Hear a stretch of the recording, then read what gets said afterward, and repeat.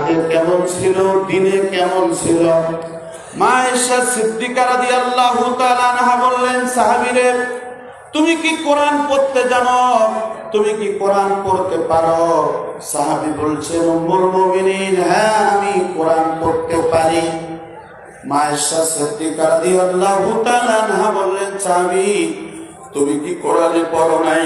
ওয়া ইন্নাকা লাআলা খুলুকিন আযীম।